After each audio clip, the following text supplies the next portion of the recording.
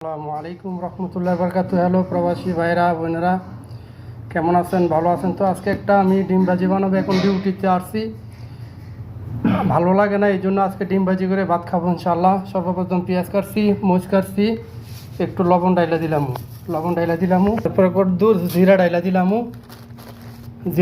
হলদের powder ডাইলা দিলাম, জিরার powder ডাইলা দিলাম, পরিমাণ মতন হলুদ দিয়ে দিলাম। এই যে ডিমগুলা ভালো করে আমরা লাইরা নিলাম, তেল ডাইলা দিলাম, যে ডিম ডাইলা দিলাম। এই যে দেখেন ডিম, দেখছেন কত সুন্দর হয়েছে, ফুলটা কত সুন্দর হয়েছে। এই যে দেখেন, এই যে দেখো আমাদের ডিম কত সুন্দর ভাজি হয়ে গেছে, দেখছো? এই যে দেখো আমাদের কত সুন্দর ডিম হয়ে গেছে গা। আর সবাই ভাই প্লিজ সবাই সাবস্ক্রাইব এবং শেয়ার করবেন আর ফলো দিবেন। আমি যেভাবে খানা বানাই আপনারাও ঠিক সেভাবে বানাবেন, অতি জলদি এবং তাড়াতাড়ি বানাইতে পারবেন। সবাই ভালো থাকবেন। আসসালামু আলাইকুম রহমতুল্লাহি বারকাতুহু।